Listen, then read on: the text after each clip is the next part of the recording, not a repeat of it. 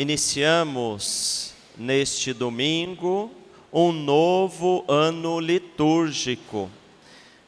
Primeiro domingo do Advento do ano C. E o ano litúrgico começa na igreja com a preparação para a vinda do Senhor.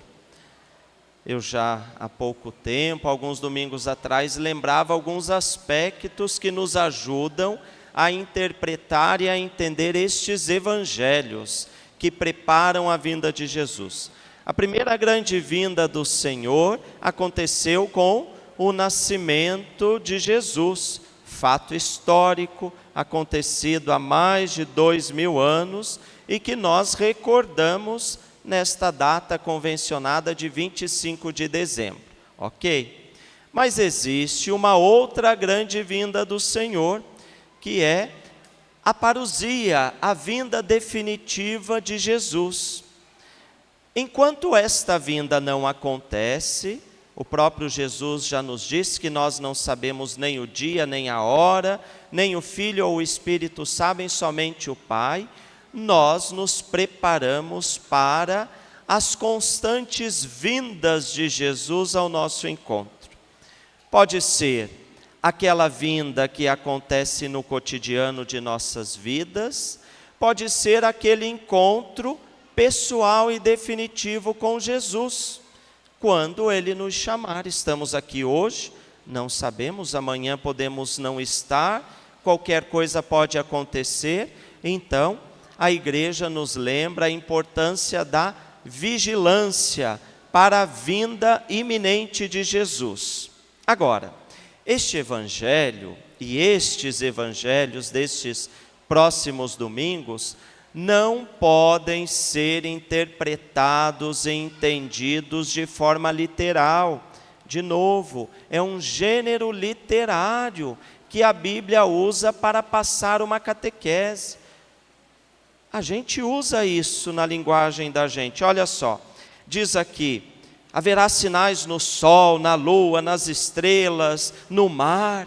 E aí, se a gente leva ao pé da letra, vai ficar esperando o sol não nascer para representar a vinda de Jesus. Não, não é isso que o evangelista quer dizer. É uma maneira, dentro desse gênero literário apocalíptico, de falar de coisas que às vezes nós expressamos também.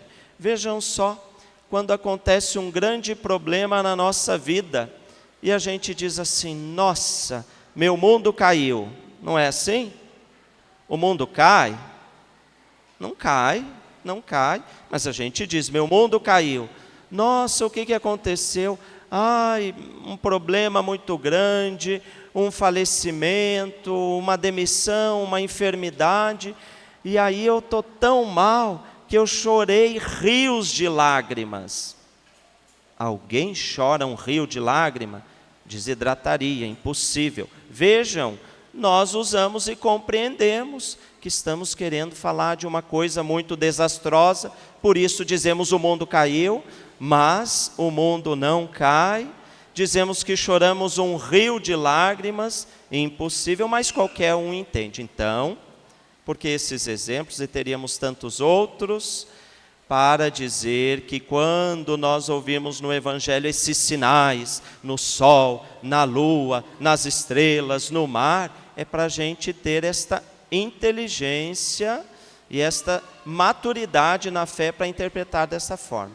Desculpa me deter nisso, é porque às vezes me dá um incômodo de ver muitas pregações, sabe, que não tem nenhum fundamento bíblico.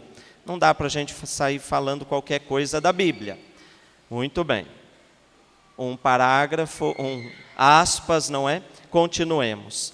Pois bem, diante desta realidade, então, qual que é a mensagem que o Evangelho quer trazer para cada um de nós? O evangelista está falando, inclusive, de um tempo histórico. Este Evangelho foi escrito no ano 70 depois de Cristo. Jerusalém já tinha sido destruída pelos romanos. Imagine ver alguém aqui invadir a cidade de Guaratinguetá, jogar uma bomba no nosso santuário, na igreja matriz Santo Antônio, acabar com todos os nossos bairros, todo mundo tem que fugir. O que nós diríamos?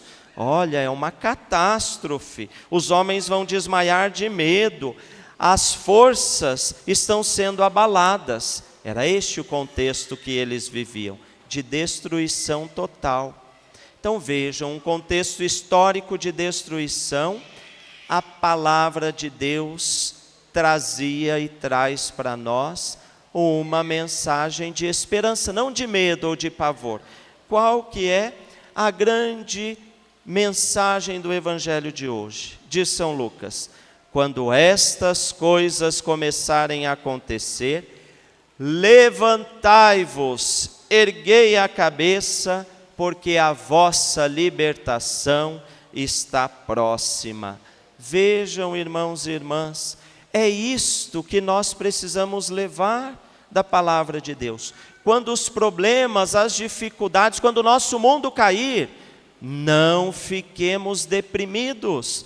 A palavra de Deus nos diz: levantai-vos, erguei a cabeça, a libertação está próxima.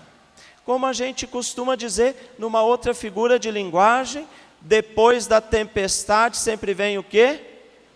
A bonança. É isso que o Senhor, e que a fé, e aí está o diferencial, que a fé em Jesus, que a certeza de que nós não estamos sozinhos, mas de que o Senhor está ao nosso lado, é esta esperança que brota no nosso coração. E aí, adentrando um pouquinho mais no Evangelho, o que diz? Quando essas coisas acontecerem, levantai-vos, nada de ficar arrasado, erguei a cabeça, porque depois da tempestade vem a bonança, depois de toda essa tragédia, virá em breve a vossa libertação. Mas o que nos aponta o evangelista? Estejam atentos. E aí é a grande mensagem do tempo do advento: vigilância, fé, oração, como a segunda leitura nos diz, vida de santidade, vida sacramental, escuta da palavra de Deus. Por quê? Se não tivermos isso, o que diz o Evangelho? Os vossos corações vão ficar insensíveis por causa da gula, da embriaguez, das preocupações da vida, e aí todas essas dificuldades vão cair sobre vós. Irmãos e irmãs, tem gente, é o Evangelho, que diante dos problemas não levanta a cabeça e não acredita no Senhor. O evangelista lembra, se embriaga. Está cheio de gente que todo final de semana passa bêbado, porque é incapaz de ter fé e levantar a cabeça e acreditar que a libertação está próxima. Os bares estão cheios de pessoas que são incapazes de descobrir na fé e no coração a força para superarem as dificuldades, as tormentas, os problemas da vida. As distrações da vida, como nos diz o Evangelho, as preocupações, às vezes tomam a nossa cabeça e não nos deixam perceber que para além dos problemas, para além das dificuldades, existe um Deus que nos ama, que não nos abandona, que não nos deixa jamais ficar caídos, um Deus que cuida de nós. Então, a vigilância proposta neste tempo do advento é para nos chacoalhar, nos acordar.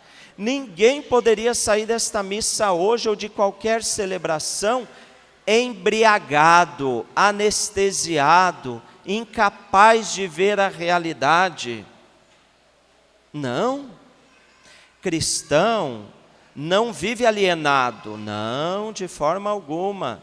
A fé também não é isso, não tem problema algum, está tudo em paz. Tem problema sim, tem problema no país, tem problema na igreja, está cheio de problema na nossa casa, está cheio de problema aqui dentro de nós. Então, o Evangelho começa dizendo, olha, o mundo caiu, sol, lua, estrela, tudo desabou.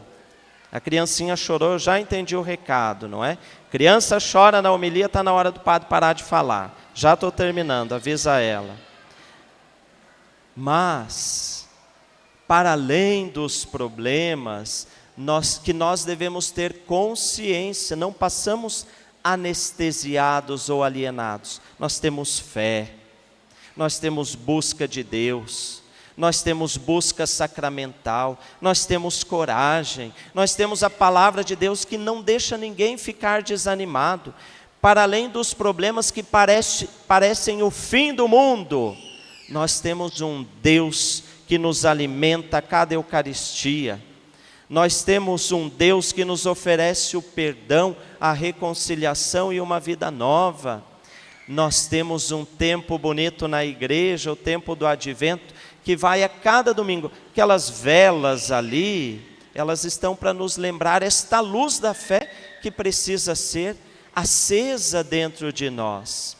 Portanto, irmãos e irmãs, e para que outra criança não chore, que este tempo do Advento inspire nos nossos corações o desejo de termos esta certeza. Para além das nossas tribulações e dificuldades, nós devemos, como nos diz o evangelista, levantai-vos, erguei a cabeça, porque a vossa libertação está próxima.